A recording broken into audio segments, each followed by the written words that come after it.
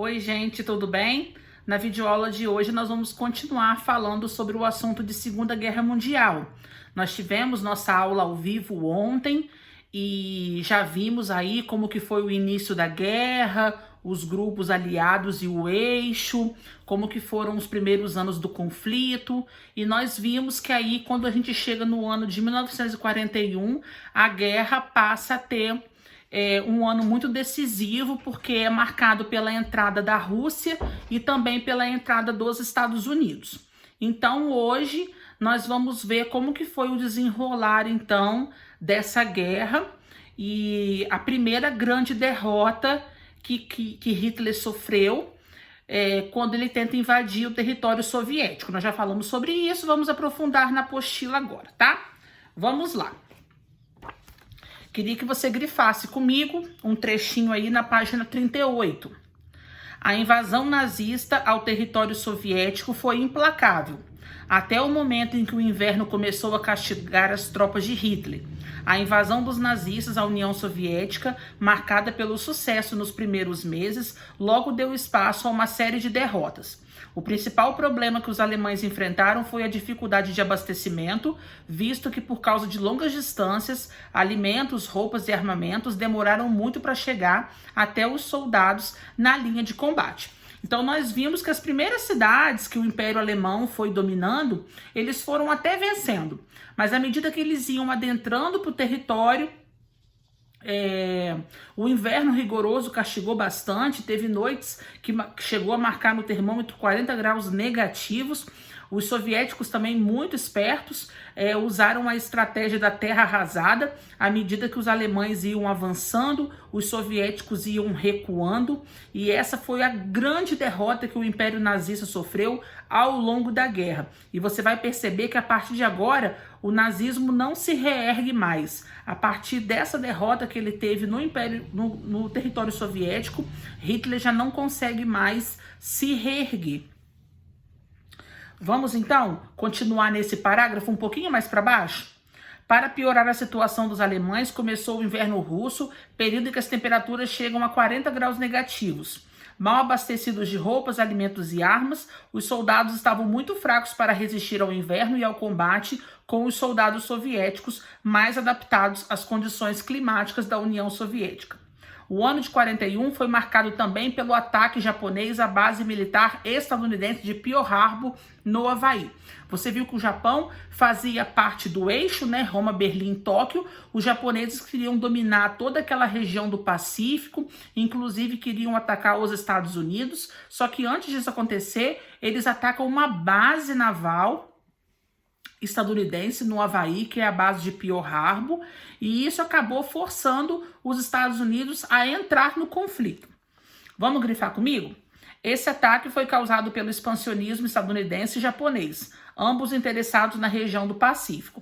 No dia 7 de dezembro, aviões japoneses iniciaram um bombardeio contra a base de Pearl Harbor, deixando quase toda ela destruída e um grande número de mortos. Os Estados Unidos, que até então estavam oficialmente fora do conflito, declararam guerra aos japoneses, o que significava guerra contra todos os membros do eixo. Em revide ao ataque a Pearl Harbor, os Estados Unidos destruíram os 4 maiores porta-aviões japoneses na Batalha de Midway. Então aí você vê que essas duas grandes potências que até então estavam neutras, Rússia e Estados Unidos, eles acabam entrando no conflito em 1941. Os russos entram porque Hitler quebra o pacto de não agressão, invadindo o território soviético, e isso forçou eles a entrar na guerra, e os Estados Unidos entram em função do ataque a Pearl Harbor. Então o ano de 1941 vai ser um ano decisivo para que a guerra agora dê uma reviravolta, para que exista um desenrolar.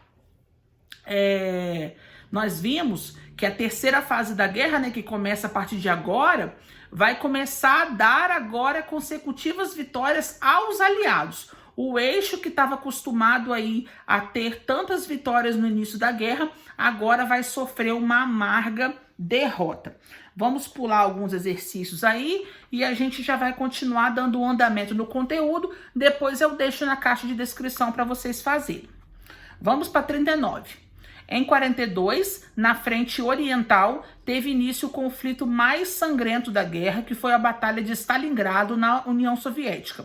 A cidade de Stalingrado foi cercada pelos alemães e resistiu de agosto de 42 até fevereiro de 43.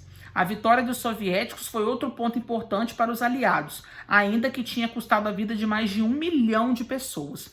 Então você vê que, infelizmente, essa guerra deixa um rastro de destruição e de morte, mas que ao final deu vitória aos aliados nesta batalha, e isso vai enfraquecer cada vez mais o exército nazista. Hitler vai ter que engolir essa amarga derrota. Inclusive, muitos alemães vão pedir a rendição de Hitler, vão pedir que ele desista dessa guerra, porque o número de mortos do exército alemão está gigantesco, mas ele vai persistir, ele vai insistir no conflito, que segundo ele, rendição é coisa de derrotado, tá? Coisa que ele não se achava. Vamos mais para baixo, lá na página 39 ainda, lá no finalzinho. Ainda em 42, os alemães sentiram os efeitos da entrada dos Estados Unidos na guerra, ao também terem suas cidades bombardeadas pelos estadunidenses. É aquele fato que ocorreu na Primeira Guerra Mundial, né? Estados Unidos entra depois, com o seu exército todo novinho em folha, não tem a sua economia abalada, o território dos Estados Unidos não foi atacado, com a única exceção da base de Pearl Harbor. Então, tudo isso são pontos a favor dos Estados Unidos, que eles acabam entrando realmente para definir a guerra, tá bom? Vamos para a página 40.